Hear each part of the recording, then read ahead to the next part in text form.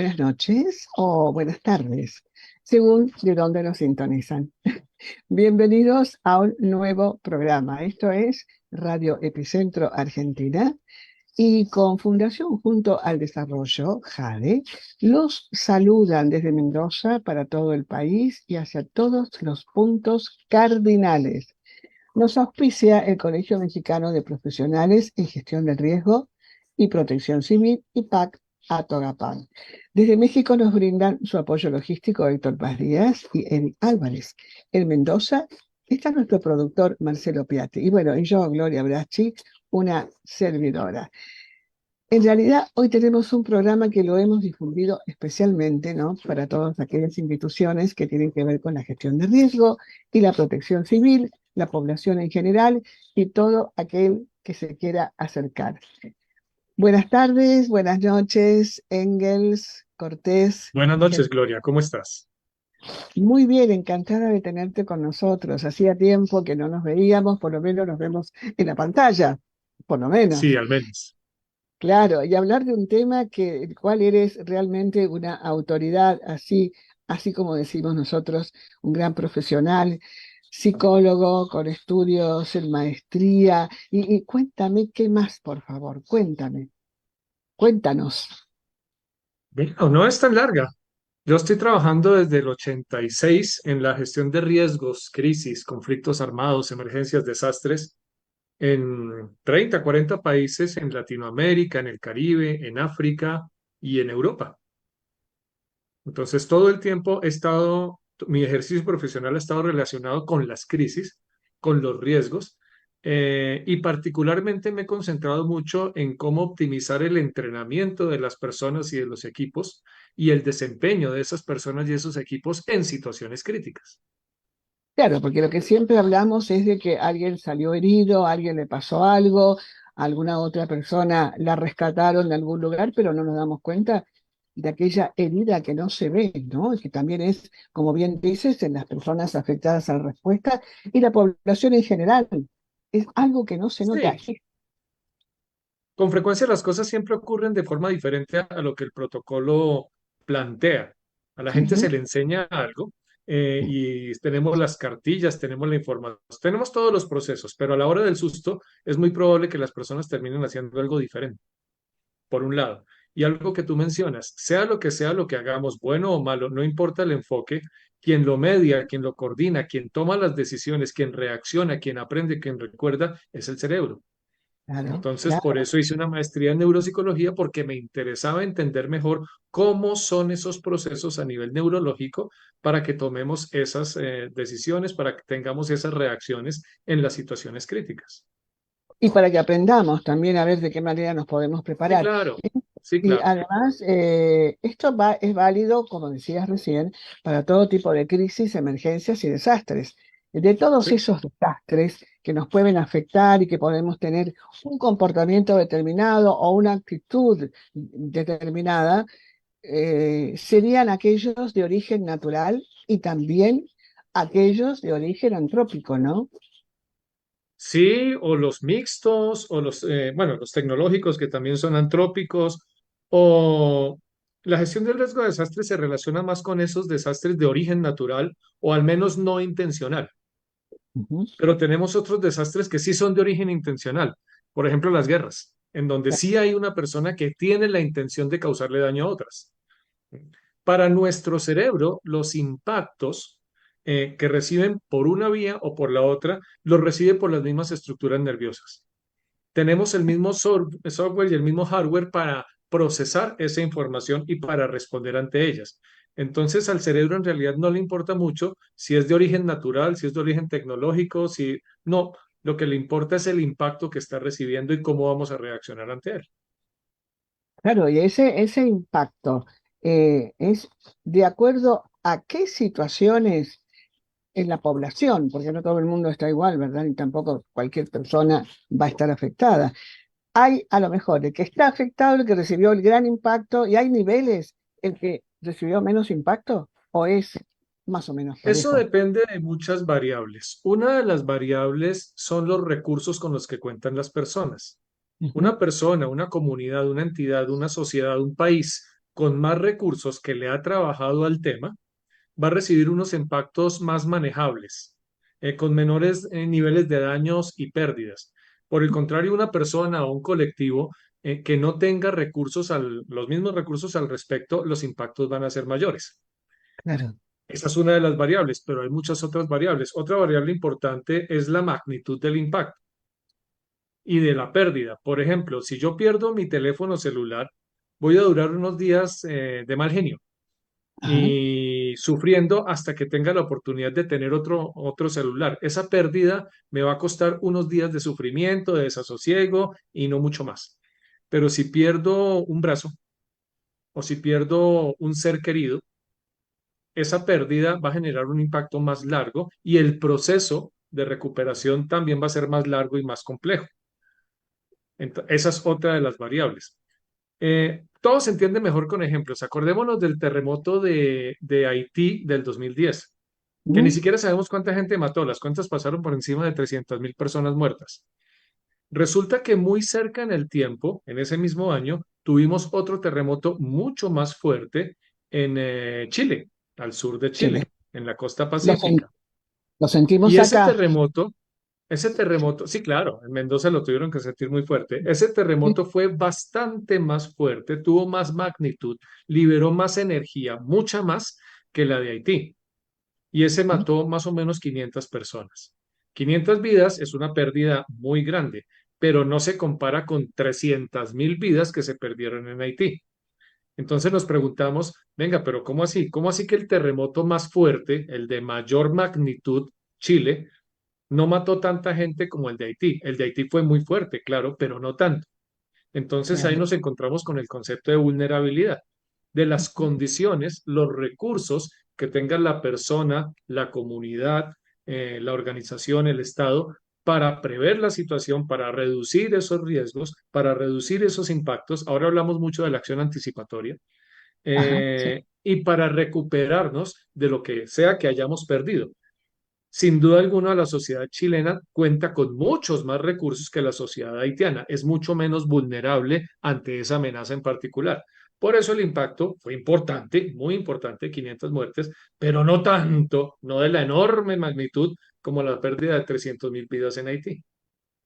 Claro, y en Haití ya era considerado como una emergencia compleja, ¿no? Tiene ya otros aditamentos, digamos, también la Sí, claro. situación. No Haití, era por solo. muchas razones estructurales, históricas, etcétera, es una sociedad endémicamente, continuamente vulnerable. Y cualquier cosita la afecta muy, muy, muy fuerte. Los impactos son muy grandes. Y su capacidad para recuperarse es mínima. Por eso permanece constantemente en un estado de crisis. Estamos hablando de poblaciones, ¿no? De comunidades. Hay, dentro de esta situación de impacto en la población, también hay variables que tienen que ver con las edades, con los grupos etarios.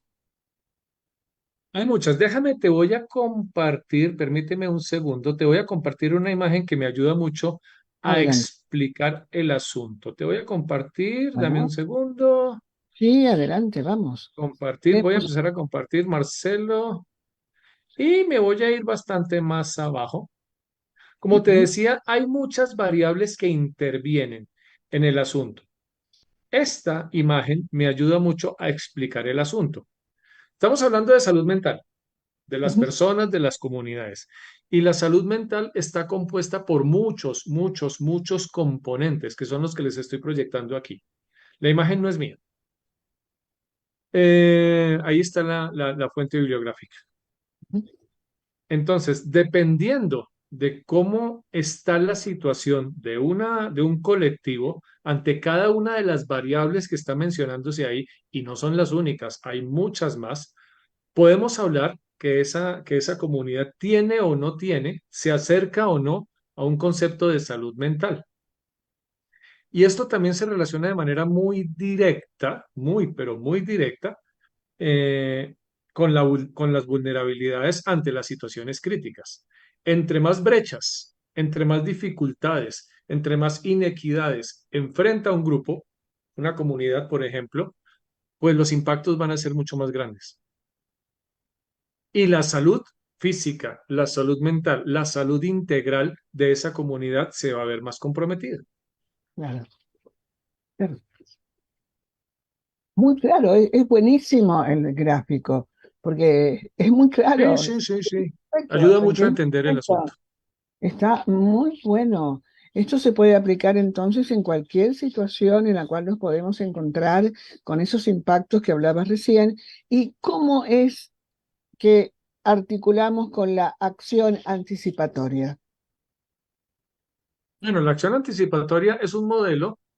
Tú sabes que la gestión del riesgo de desastres se ha venido desarrollando conceptualmente desde hace más de 30 años. Claro, sí, Y sí. cada tanto introducimos un nuevo concepto, una nueva práctica, tratamos de afinar el sistema, del que, abro paréntesis, soy un crítico permanente, porque aunque es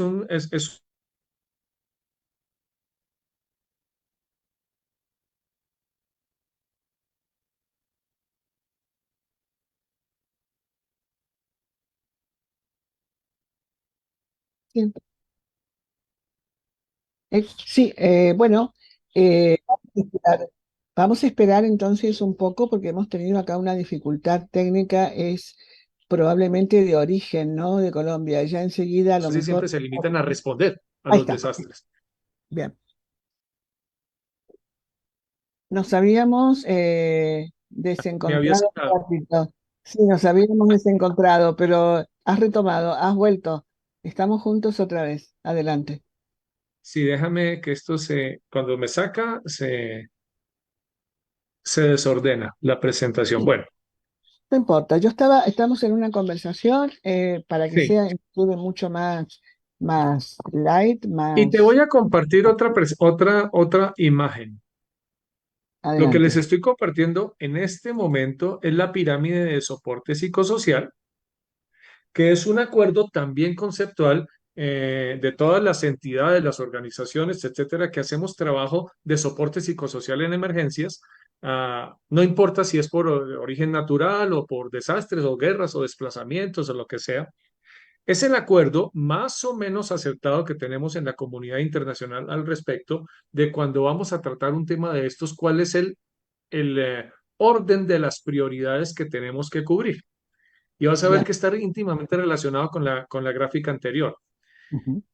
Primero te hago una pregunta. Digamos que tuviste, bueno, en Mendoza no ocurren, pero un huracán muy fuerte que tumbó muchas casas y estás tú con tu familia frente a tu casa o a las ruinas de lo que era tu casa.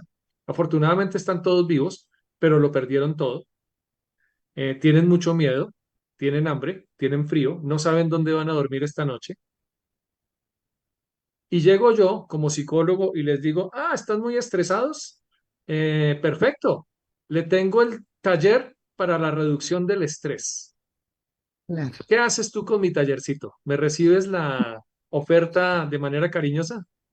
No creo de ninguna manera, me puedo negar, además, estoy en pleno derecho de decir adiós, hasta luego, ¿quién es usted? Es un intruso, no me Me interesa. mandas para el demonio. Claro, más o menos, claro. Es Bueno, como eso una pasa cuestión mucho. intrusiva, ¿no? Eso pasa mucho en ese tipo de respuestas donde hay muchas organizaciones, personas, colegas, psicólogos, etcétera, muy bien intencionados que van a hacer lo que pues están entrenados para hacer, pero lo hacen en el momento inoportuno. Entonces, para disminuir ese tipo de problemas, Ujú. se formuló esta pirámide que dice, venga, venga, sí, ayudemos, pero pongámosle un orden. Primero, si queremos hablar de salud física, mental, integral de las personas, entonces comencemos con el cubrimiento de las necesidades básicas y de seguridad. Mientras Claro. tengas hambre, mientras tengas frío, mientras no sepas si van a venir a sacarte, a desplazarte, a matarte, a violarte, a robarte, ¿quién va a poder hablar de salud mental? ¿Quién va a poder hablar de necesidades satisfechas de las personas? Entonces, lo que sea que se haga, ha de comenzar por ese primer nivel, esas necesidades básicas de supervivencia de las personas. Si ese nivel ya está más o menos cubierto, cosa difícil en Latinoamérica, vámonos al segundo nivel, de soporte familiar y comunitario.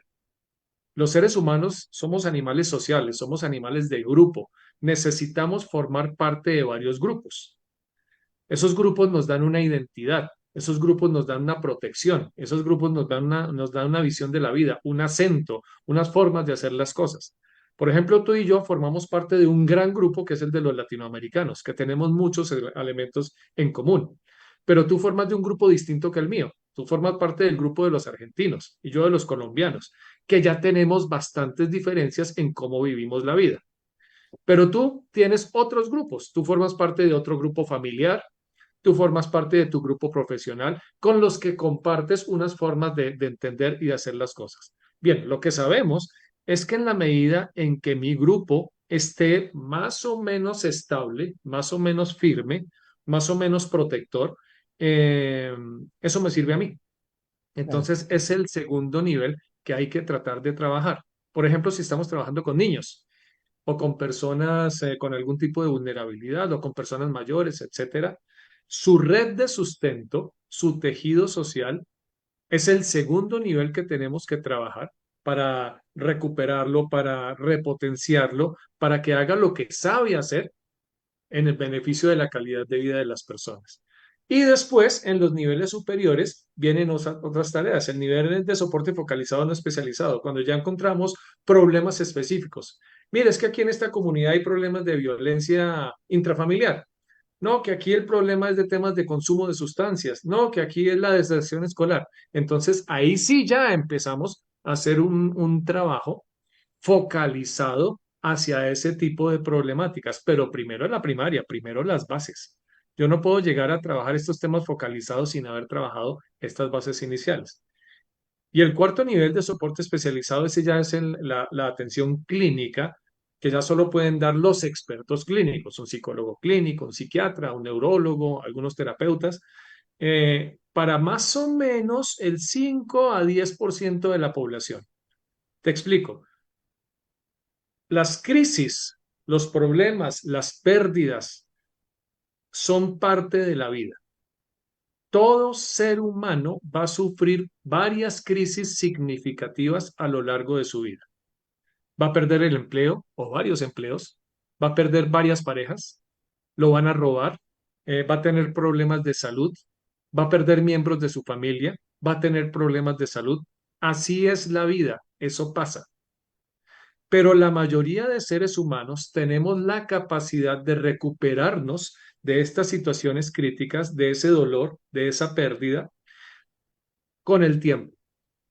Lo llamamos resiliencia también. Tenemos esa capacidad de con ayuda, sin ayuda o incluso a pesar de la ayuda, recuperar la calidad de vida a la que estoy acostumbrado con el tiempo. A veces más tiempo, a veces menos, dependiendo de la magnitud del impacto. Como te decía, es diferente perder el celular a perder la pareja, a perder el trabajo. El impacto es diferente. Depende también, como te decía, de la disponibilidad de los recursos. Entonces, por ejemplo, este soporte familiar y comunitario es un recurso externo. Está por fuera de las personas, pero les ayuda a recuperarse de lo que sea que le haya pasado.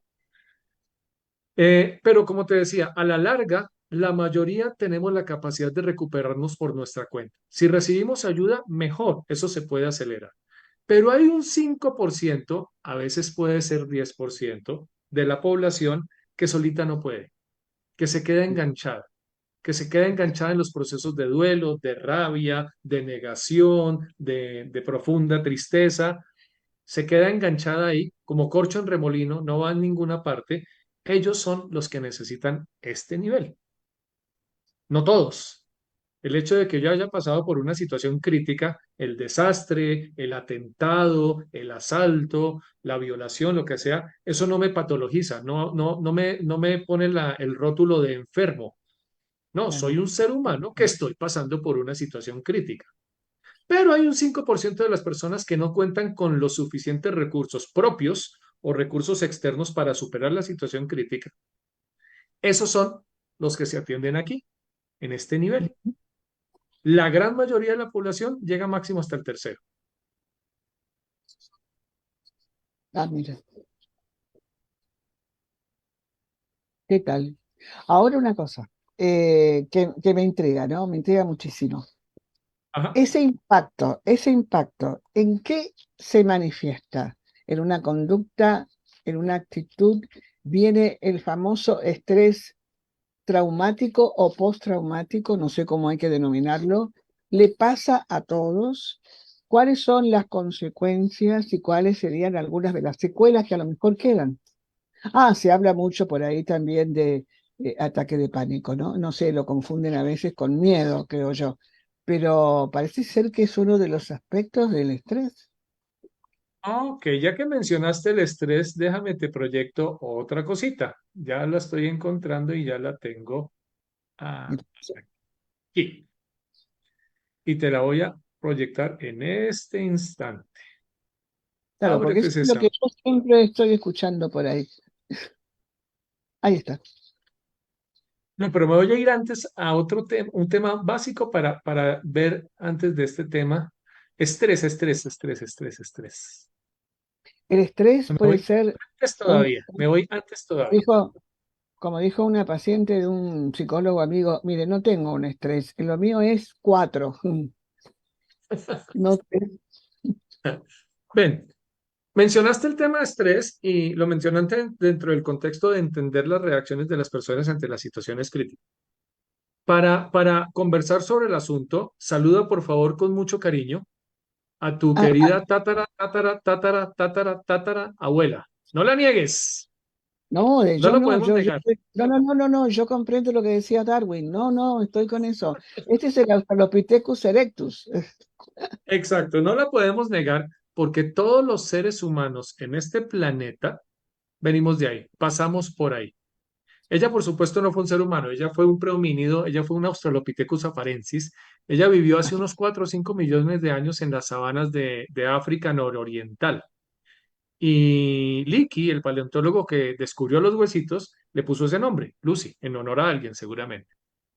Bueno, ella, mírala bien, ella era chiquita, ella tenía como 1,20 m de estatura no más. Ella no tenía grandes dientes, no tenía grandes garras, no tenía armas para defenderse. No era muy fuerte, no era muy rápida, pero le tocó vivir en un ambiente muy peligroso, porque ahí mismo, en las sabanas del nororiente de África, hace 5 millones de años, también vivían los antecesores de los leones y de los leopardos y de las hienas, animales muy peligrosos, predadores, que sí tenían las armas para matarla. De hecho, la cazaban y se la comían si tenían la oportunidad. Entonces, ¿cómo crees que debía ser la reacción de Lucy si iba por ahí por la sabana buscando comida y se encontraba con un león? Debía ser Horrible. algo como, ¡ay, un león tan lindo! ¡Hola, león! ¿Así tenía que reaccionar Lucy para sobrevivir? De ninguna manera. No, No, de ninguna manera. defenderse. No. ¿Qué tenía que hacer? Comerse al león, No, no adaptarse al que podía, no tenía está con ahí. qué, no tenía los es- recursos. no, no, huir. Irse a la Piérdase caverna, de ahí. irse a la caverna Perfecto. o al árbol. Perfecto. Cuando todos los animales, y nosotros somos animales, todavía formamos parte del reino animal y todavía tenemos esa dotación genética, evolutiva, instintiva, etcétera, cuando estamos expuestos a una situación que me amenaza, en el caso de Lucy, el león, o puede ser el incendio, o puede ser el terremoto, o puede ser la sobrecarga en el trabajo o la inseguridad. ¿No? Nosotros ya no corremos ante leones, nuestros leones son diferentes, ¿no? Pero nos siguen amenazando mi supervivencia, siguen amenazando mi bienestar. Entonces, cuando estamos enfrentados a una situación que me amenaza, tenemos básicamente dos grandes grupos de reacciones, luchar o escapar. Ujú, La mayoría de los sujetos, en la mayoría de las especies, optamos por escapar del peligro, porque es la opción más segura, porque me está alejando del peligro. Y también es la opción más barata fisiológicamente, porque yo necesito menos oxígeno y menos energía, ATP, adenosina trifosfato, en mi sistema musculoesquelético, para escapar que para luchar. Entonces, si puedo, escapo. Pero si no tuviera la oportunidad de escapar, me queda la opción de luchar, luchar por mi supervivencia. Entonces, lo que tenga que hacer, correr, saltar, golpear, esconderme o luchar por la supervivencia de una persona que yo quiero. Si un hijo tuyo está atrapado debajo de un carro, tú vas a sacar fuerza de donde no sabías que tenía y vas a mover el carro para salvar el hijo. Y hay millones de relatos de ese tono. Pero ya sea que luches o escapes, necesitas que tu cuerpo esté fisiológicamente listo, preparado para esa reacción fisiológica extrema de luchar o escapar. Y por eso en ese momento ocurren muchas cosas en tu cuerpo. En ese momento, tu corazón empieza a latir mucho más rápido, taquicardia, claro. porque necesitas que empiece esa bomba a bombear más sangre con más energía y con más oxígeno al sistema musculoesquelético para que tengas más capacidad inmediata, urgente de luchar o escapar. Pero también tus pulmones van a empezar a bombear más aire del exterior hacia el interior y van a empezar a extraerle el oxígeno al aire para que dispongas de más oxígeno en el sistema musculoesquelético y puedas luchar o escapar. Tus pupilas se dilatan justo en ese momento porque te necesitas ver mejor el peligro y la ruta por donde vas a salir corriendo. Entonces se dilatan para que le entren más luz. Tu temperatura corporal se va a aumentar porque tu cuerpo, tu maquinaria está trabajando a más revoluciones para poder hacer lo que tengas que hacer, ese esfuerzo extraordinario para luchar o escapar. Y pasan muchas otras cosas. Por ejemplo, tu sistema digestivo, en el momento de la presión, en el momento del peligro, ese no lo necesitas para sobrevivir. Ahí, en ese momento no. Pero ahí hay mucha sangre, con mucha energía, con mucho oxígeno. Entonces, lo que necesitas es redirigir esa sangre al sistema musculoesquelético para que tengas más capacidad física de luchar y escapar. Y cuando haces eso, vas a relajar esfínteres. Puede que te orines o te defeques. No es que seas una persona sucia, es solo una reacción fisiológica extrema ante una situación extrema. A una Y todo incontinencia. eso tiene que No sé, ocurrir ya, porque claro. Lucy no se podía poner a pensar, ¿será que el león tiene hambre? ¿Será que el león le gusta comer Australopithecus? Bueno, ¿Será qué pasa si pensaba? Se la comen. No hay tiempo. Tiene que reaccionar inmediatamente. ¿Qué pasa si te quedas pensando en el terremoto? ¿Evacúo o no evacúo? ¿Qué pasa si en el naufragio tú te quedas pensando si te pones o no le pones el chaleco salvavidas? No, pero hay que espérate, reaccionar ya. espera, pero no hay gente que se queda quieta, bloqueada y no hace nada. Sí, sí. Bueno, te dije una verdad incompleta. En realidad son tres reacciones: luchar, escapar o congelarse. Esta te la Ujú, explico un poquito más adelante. ok.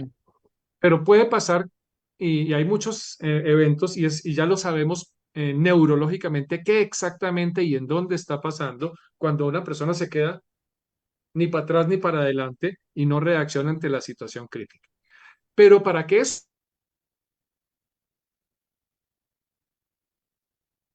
Ahí se ha congelado. A ver. Espera un ratito. Bueno, yo creo de que esto que estamos acá revisando, aprendiendo y lo que nos está explicando Engels, Germán Cortés Trujillo desde Colombia es algo muy interesante y creo que yo muy importante para que lo tengamos en cuenta, lo podamos. Escape. Recién se cortó un poquito Engels, así que podemos regresar quizás, si es posible.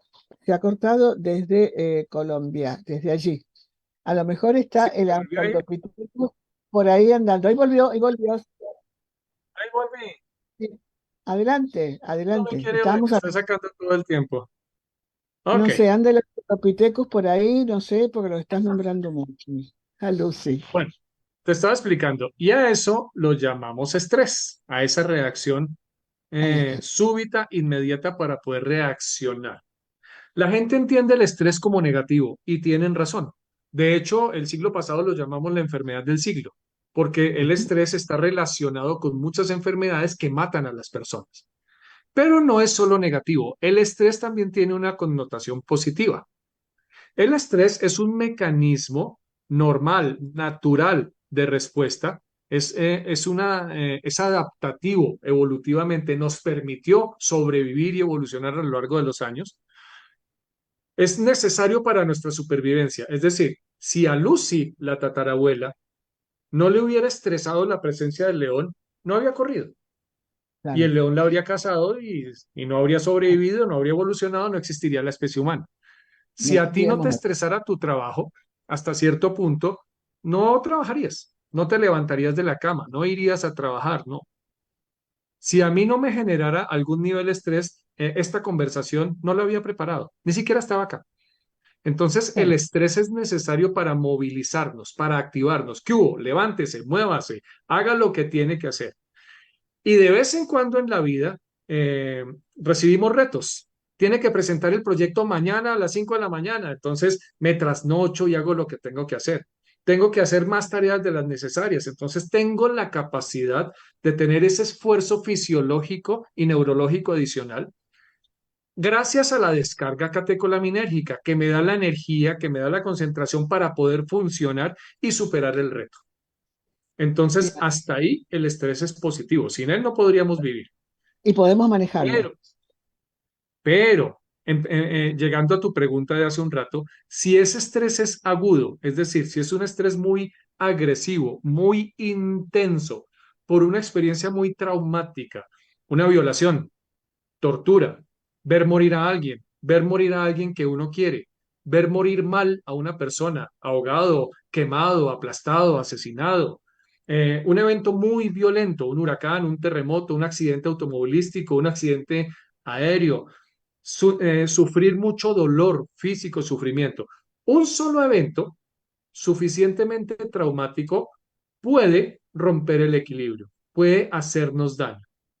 O Ujú. más frecuente en las sociedades modernas, no el estrés agudo, sino el estrés crónico, que no es tan dramático, que no es tan fuerte, no es tan agresivo, sino es esa pequeña carga de estrés que vamos acumulando día tras día, tras día, tras día, porque no dormimos bien, porque no comemos bien, porque no hacemos ejercicio, porque nos llevamos trabajo a la casa, porque, y no le permitimos a nuestro cuerpo y a nuestro cerebro que pare, que respire, que descanse, que se recupere. Esos dos, ya sea el estrés agudo o ya sea el estrés crónico, sí rompe el equilibrio en la salud en el cuerpo. ¿Y cuál equilibrio? Este equilibrio. Te lo explico un poquito más allá. Nuestro sistema nervioso central tiene dos alas, dos secciones, la sección simpática y la sección parasimpática. Ellas tratan de estar más o menos en un equilibrio dinámico a lo largo de la vida. Pero cuando una de las dos domina, cuando una de las dos está más activada que la otra, vamos a tener problemas de salud. Claro. En algunos momentos del día domina el área simpática, por ejemplo, en el día, para que funcionemos, para que estemos activos, entendamos, funcionemos, caminemos, etcétera. Perdón, sí, la simpática. Y en la noche, la que debe dominar es la parasimpática, la que nos desactiva, durmamos, descansemos, recuperemos. ¿Ok? Y así funcionamos. Pero cuando el estrés rompe ese equilibrio, cuando es la simpática la que está dominando todo el tiempo y no la podemos controlar, ya sea por un impacto agudo, el desastre, o ya sea por impactos acumulativos a lo largo del tiempo, ahí es donde se rompe el equilibrio. Y ahí es donde el estrés va a afectar tu calidad de vida. Le va a abrir la puerta a alguna enfermedad. ¿En dónde te va a golpear el estrés? Y míralo cómo te la voy a explicar. El estrés te va a golpear en aquel órgano o aquellos órganos que tengas mal parqueados. ¿Qué entiendes por esa expresión? A ver, mal parqueado, mal estacionado. Yo Sí, sí, parqueo lo sí. conozco como estacionamiento. Sí, sí, sí, sí. Que sea más vulnerable, que sea, Sí, tenga alguna debilidad, que, por ejemplo, si tengo un sí. problema cardíaco, un problema de hipertensión. ¿Y por qué una persona, exacto, por qué una persona podría tener algún órgano mal parqueado, vulnerable, susceptible, o varios? Porque ya lo trae a lo mejor es una cuestión de base, ya lo Puede tiene ser de antes. genético. O, Entonces, ahí es cuando uno tiene que preguntar en la familia, venga, ¿de qué se enfermaron y se murieron los abuelos y los claro, tíos y los que estuvieron antes que yo? Y empiezas a descubrir, en esta familia la gente se enferma es del corazón. No, aquí lo que más da es cáncer. Aquí tenemos claro. problemas de tensión arterial. Aquí tenemos diabetes, etcétera. ¿Ok? Bueno, tienes esa susceptibilidad, tienes esa predisposición. El estrés identifica fácilmente dónde tienes una predisposición y ¡pum! Te la activa.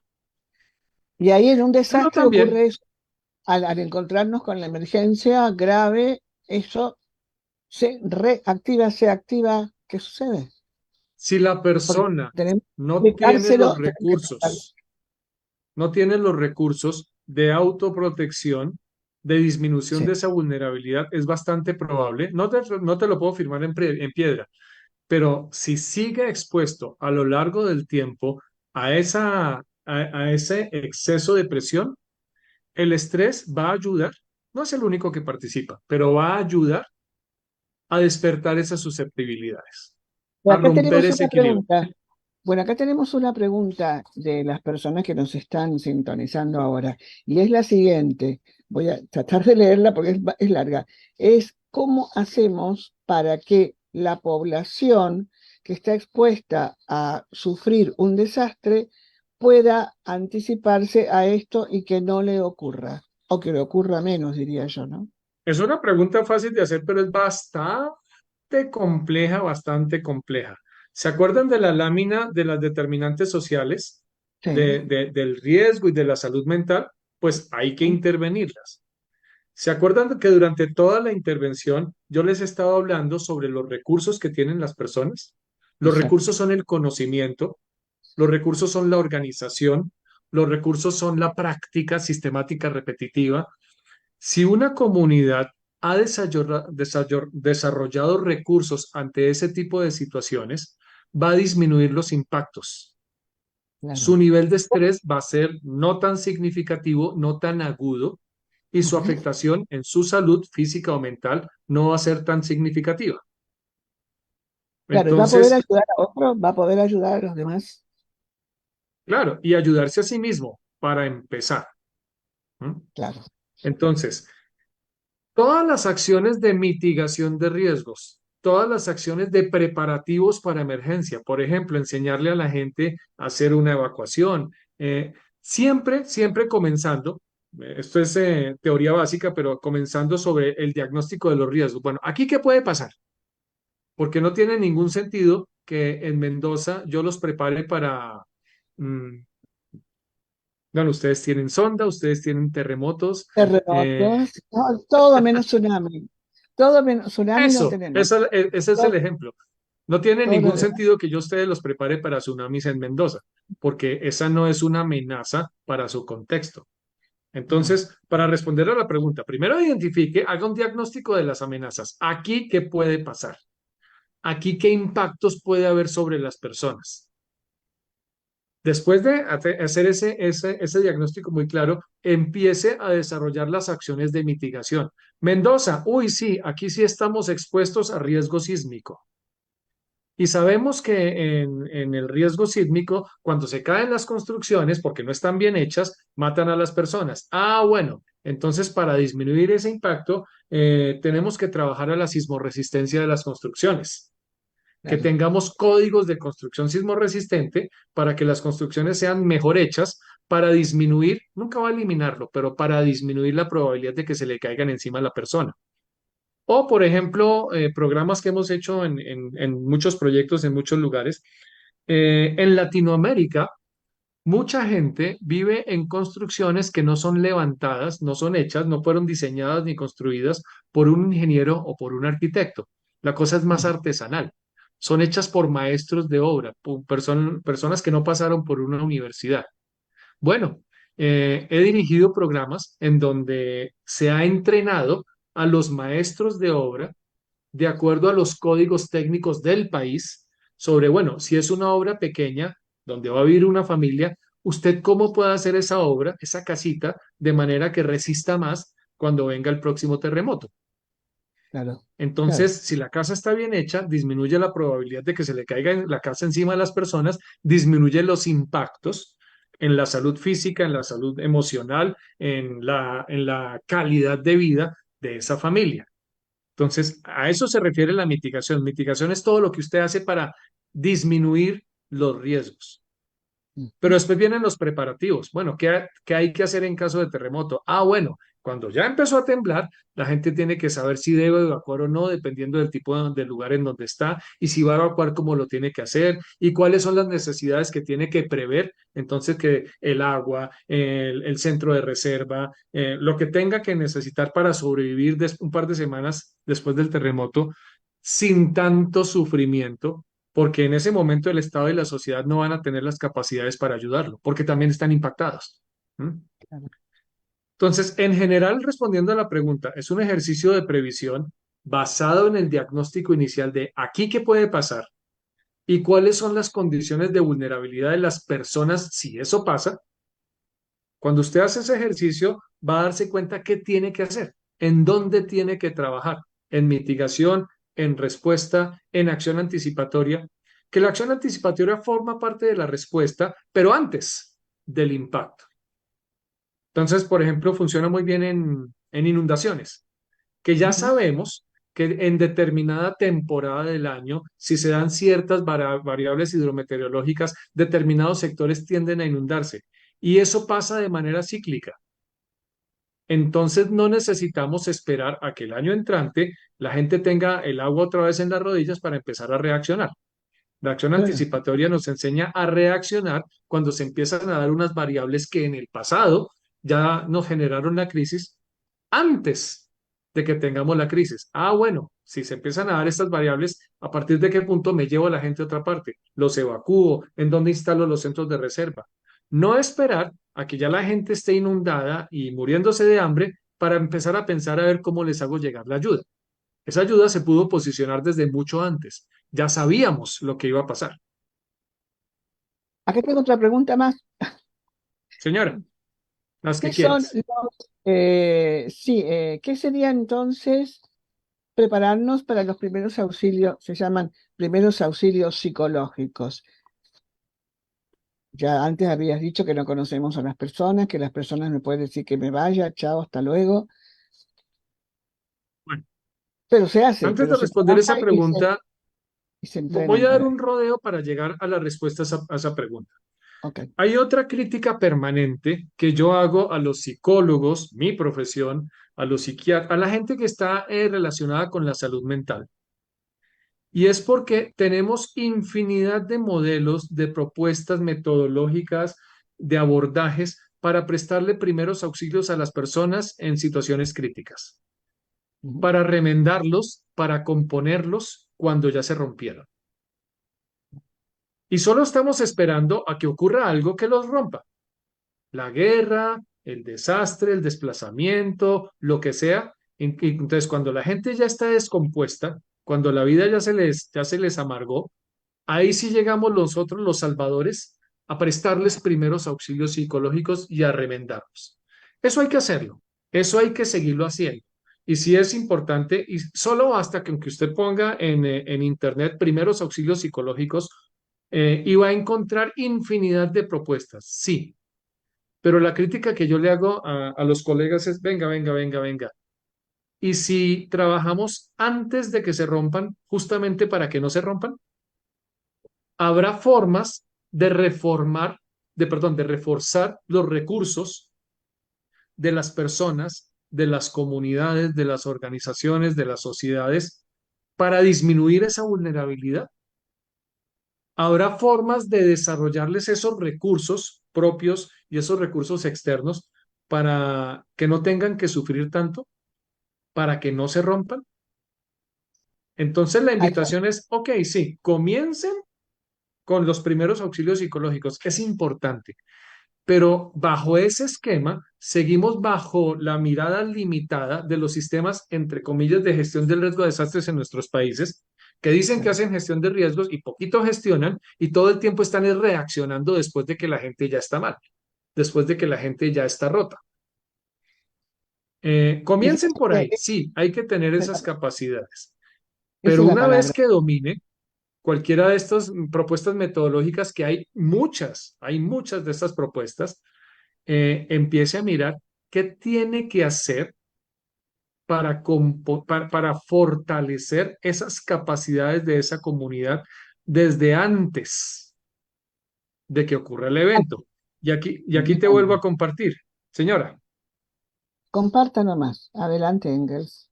vuelvo a Adelante. compartirles la Porque ahora presentación tenemos otra y pregunta.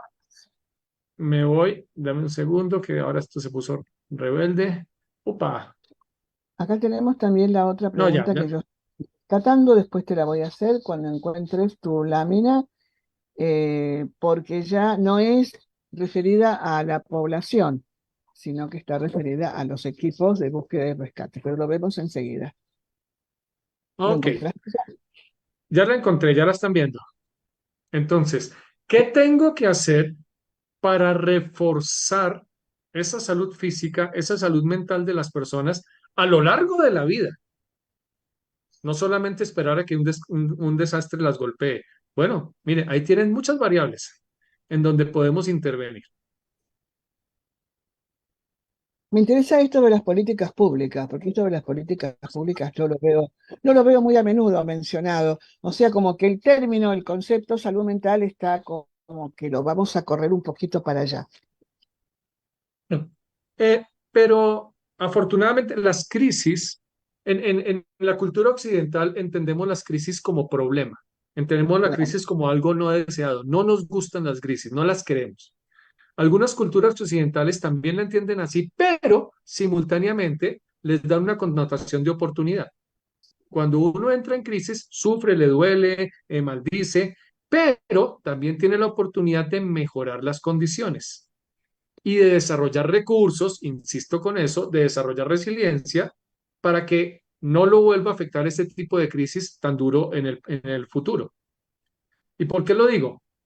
Hay una enorme crisis global que todavía no hemos terminado de superar, que fue la pandemia, que Exacto. nos afectó la vida en muchas esferas, pero también dejó algunas ventajas. Una que yo disfruto muchísimo es el trabajo remoto. Ya no tengo que perder tanto tiempo yendo a trabajar a otro lugar y volver. La movilidad en Bogotá es Claro. desastrosa y más barato, más sencillo, más cómodo. Pero otra de las ventajas que nos dejó la pandemia es que nos hizo hablar, nos obligó a hablar de salud mental. Sí.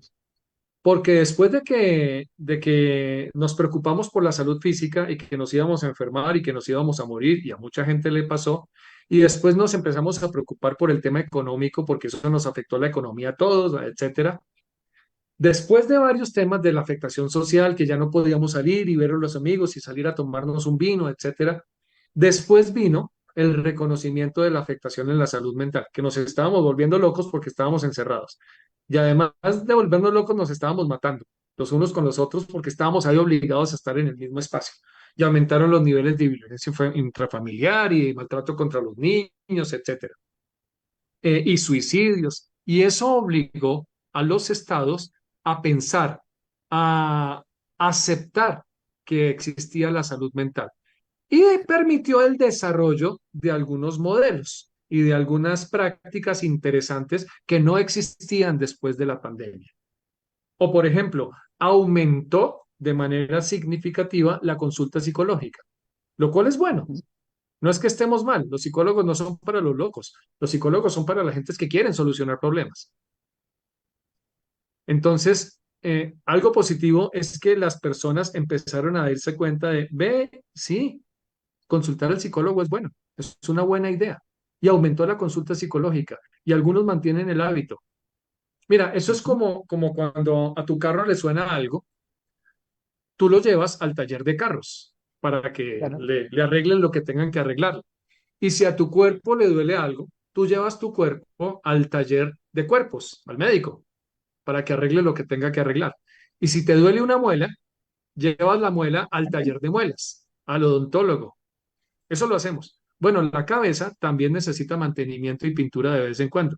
También necesita que le vuelvan a inflar las llantas, que le alineen los ejes, que la sincronicen, porque también se desgasta, como el resto del cuerpo. Entonces, Por fíjate que la ejemplo, pandemia nos dejó esa crisis. Y volviendo a la imagen, bueno, ya sí, sabemos que hay una salud mental, ya somos más conscientes de ellas. Pues, ¿qué tenemos que hacer para reforzarla? ¿qué tenemos que hacer para reforzarla? Ujú. ¿Qué tenemos que hacer? Estar con un psicoterapeuta, estar con un psicólogo. ¿Qué tenemos que hacer para Ah, hablar? bueno, Nosotros voy tenemos a, que buscar desde adentro. Acá nos están preguntando también sobre ese impacto que hubo en varios desastres y también durante el COVID en el personal que atendía la salud y también los demás que estaban atendiendo, porque también ocurrieron cosas que no solamente fue el COVID, sino que se empezó a hablar después de riesgo sistémico o de amenaza sistémica, porque habían otros hechos que también estaban, digamos, concatenados o que estaban juntos. bien, entonces te vuelvo a compartir y me voy para otro punto Sí, aquí para hablar del autocuidado. ahí está, perfecto. Autocuidado del cuidador. Cuidar al que Come- cuida. Comencemos recordando algo que a las personas se les olvida con frecuencia, es que ese médico, esa enfermera, ese bombero, ese policía, ese rescatista, ese lo que sea, también es un ser humano, Exacto. Ujú. igual que los demás, y que también tiene un cuerpo y que también tiene un cerebro y que también son vulnerables ante todo lo que hemos hablado durante todo el rato. Entonces, ¿cómo cuidamos a esas personas para estas personas que enfrentan situaciones duras todo el tiempo? El incendio, los asaltantes, la cirugía, la emergencia hospitalaria. ¿M? Este psicólogo, este trabajador social que todo el día está escuchando cosas muy duras que le están ocurriendo a otras personas y que no siempre tiene la oportunidad de solucionarles la vida, casi nunca, y que al final de la jornada se lleva esos problemas a la casa y duerme con ellos y los comparte con la familia. Y poco a poco, ese estrés acumulativo, ese estrés crónico, empieza a generarle problemas en su salud física y en su salud mental. Bueno, entonces, ya les expliqué que el estrés, ya sea agudo, ya sea crónico, tiene la capacidad de romper el equilibrio en la salud de las personas. Se los voy a detallar un poquito mejor. Miren algunos de los eventos, algunos, no todos, que pueden romperle el equilibrio en salud física y mental a una persona. La muerte de alguien que uno quiere, el exceso de responsabilidades, que mucha gente está expuesta a eso todo el tiempo, sufrir una situación traumática, sufrir una situación de abuso, sufrir una situación de negligencia o abandono, especialmente niños, personas mayores, personas enfermas, las relaciones tóxicas, que son esas relaciones no solamente de pareja, para ir más allá de los memes en las redes sociales, las relaciones de familia, laborales, de amigos, que son asimétricas, que todo el tiempo están demandando, demandando y demandándole a la persona, pero poco le están aportando, en donde la persona sufre más de lo que goza o de lo que aprende o de lo que progresa con esa relación. Ser el cuidador de una persona que uno quiere, que es una labor que exige mucho desgaste físico y emocional. Perder el trabajo, porque significa no solamente perder el trabajo, sino la fuente de ingresos y mi calidad de vida, mi nivel de vida, etcétera. El dolor, el divorcio, que no es más que una gran pérdida. Presenciar una tragedia, la guerra. Pues, ¿qué otro ejemplo de dolor, de pérdida, de barbarie, de intrusión en la vida de las personas?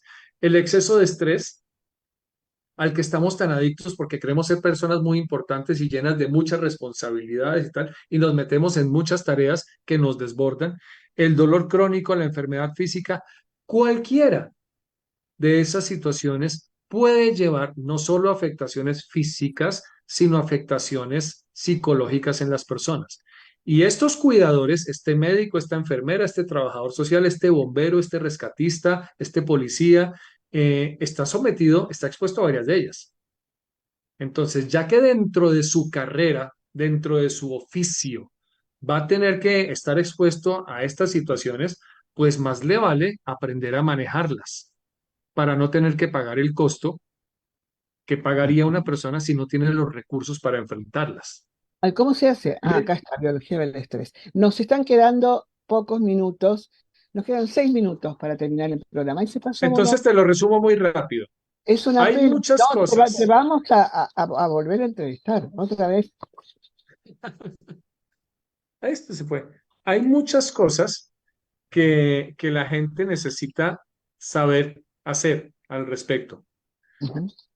Por ejemplo, una muy importante, hay que aprender a respirar. La respiración es uno de los factores protectores, la respiración correcta, la respiración Con- eficiente, consciente, Consciente, es uno de consciente. los factores protectores más poderosos frente al estrés. Solo les digo que la cultura occidental de la que formamos parte respira fatal. Tenemos que aprender otras formas de respirar. Eso toma tiempo, puede tomar meses, pero puede modificarle, puede cambiarle para bien la vida a las personas. El ejercicio regular es otro poderoso factor protector. A mí me funciona mucho. Yo tengo que trabajar en situaciones bastante duras ocasionalmente. En este momento y desde hace un par de años soy el gerente para Latinoamérica de acceso humanitario y seguridad en una de las ONGs más grandes del mundo y tenemos que enfrentar situaciones muy críticas de mucho dolor, de mucho sufrimiento. El ejercicio físico me ayuda a desconectarme, a salir, a no pensar y a mantener una fortaleza física que me ayuda a sostener una fortaleza mental. Los buenos hábitos, comer bien, que no es comer mucho, sino comer balanceado a las horas que corresponden, las cantidades que corresponden, a las horas que toca. Dormir bien. En el mundo moderno hay una epidemia, es que la gente duerme fatal porque vive pegada a las pantallas, a los aparatos, viendo Netflix hasta tarde, en Ujú. YouTube, y no Sí. duerme las horas que tiene que dormir, y ese déficit de sueño con el tiempo empieza a generar unos problemas muy grandes a nivel físico y a nivel mental. Tener la capacidad de desconectarse. Hasta las 5, perfecto, hago mi trabajo y lo hago muy bien, lo hago mejor todavía, pero de ahí en adelante ustedes dejan de existir. Tengo familia, tengo mascota, tengo amigos, tengo mis hobbies para recargarme la energía. Ah, Las yo recuerdo artes, algo. Espera, que yo sí, señora. recuerdo algo. Yo recuerdo haber estado conversando contigo en una playa en Cartagena y de golpe te fuiste al mar y atravesaste. Te vine a dar, no sé si te acuerdas, te fuiste, pero te fuiste, adiós, hasta luego y te perdí. No sé dónde fuiste, pero en contra de las olas. O sea, era ese ejercicio al que te referías quizás. Sí, yo hago, por ejemplo, cuando terminemos esto voy a ir al gimnasio, que es una Claro. práctica que tengo todos los días y que me ayuda a descontaminarme, a pensar, es mi forma de meditar. Unos rezan, otros hacen jardinería, otros cantan, no sé, búsquese una actividad que le guste, que le alimente el alma, que le Acá está el limpie el alma. azar, Para mí el ejercicio claro. físico es muy poderosa y además me da muy buena salud y Ujú. más calidad de vida. Pues aquí a mis 85 años todavía estoy bien. No, no tienes tanto, no es cierto. Bueno, y las artes, la oración, los juegos, amigas y amigos, meditar. Sabes que yo hago todo eso, ¿no? Hay Eh, muchas opciones, sí, hay muchas opciones. el contacto con la naturaleza, ¿no? Me parece excelente. Engels, tenemos que ir redondeando y ya despidiéndonos porque nos quedan apenas, 3 minutos nada más. Entonces, Ok, yo te pediría algo muy especial que sé que lo haces muy bien, que nos dejes realmente un mensaje esperanzador, si es posible, respecto de lo que podemos enfrentar ante los desastres, tanto la población como las personas que se afectan, ¿verdad? A mí, muchos son voluntarios en realidad, ¿no? Otros son a lo mejor personal ya de un sistema establecido de gestión de riesgo. Que nos digas, por favor, algo esperanzador o a lo mejor lo que ya nos dijiste lo que podemos hacer, pero que podemos llegar a tener esa fortaleza ante las situaciones adversas. no estamos condenados a que los desastres sean siempre desastres. Pueden ser eventos muy peligrosos, pueden ser eventos de mucho cuidado, tienen la capacidad, el potencial de dañarnos, pero no siempre tienen por qué dañarnos. Eso depende de los recursos que cada uno tenga instalados para Bien. enfrentar la situación. Entonces explore sus recursos, explore en dónde está débil, en dónde está vulnerable y qué necesita fortalecer para que le duela menos lo que tenga que pasar. Pero si le llega a pasar, y le prometo que le va a pasar, porque eso es la vida, En la vida vamos a pasar muchas veces por dolores, por pérdidas, por traiciones, por situaciones desagradables. Es la vida. Algo que a mí me sirve mucho es tener la certeza, la tranquilidad de que todo pasa. Sí, todo duele y vamos a sufrir un tiempo y vamos a maldecir y nos va a costar trabajo adaptarnos, pero poco a poco vamos recuperando la vida. No nos podemos quedar encerrados llorando todo el tiempo. Yo me doy permiso a mí, en este momento, por ejemplo, que estoy pasando por una crisis personal, por un aspecto pues muy personal, yo me di permiso la semana pasada de sentirme mal. Me di permiso de llorar, de maldecir, de hacer estupideces, de ser emocional. Y eso estuvo muy bien. Y el fin de semana dije, bueno, ya está, perfecto. Ya sufrió, ya maldició, salga de ahí. No se va a quedar ahí toda. Me disculpas el término, pero me lo vas a entender. No se va a quedar ahí toda la maldita vida. Es muy bien, Hay que seguir funcionando. pero Sí, muchísimas todo gracias. pasa, todo pasa. Han sido palabras realmente sabias, las apropiamos, las dejamos con nosotros. Esta noche las vamos a recordar y las vamos a recordar durante bastante tiempo, hasta que vuelvas a estar acá en Epicentro Argentina. Te agradecemos muchísimo, Engels, Mucho Germán, gusto, Gloria. Trujillo. Tú en Colombia, yo en Argentina. Gracias a Radio Epicentro México. Gracias, querido Marcelo Piatti, por tu apoyo en la producción. Te abrazo, Engels, y nos veremos en cualquier momento en algún lugar de este planeta. Buenas noches, Igualmente, Gloria. Un tal abrazo. vez. Muchísimas Feliz gracias. noche. Igualmente.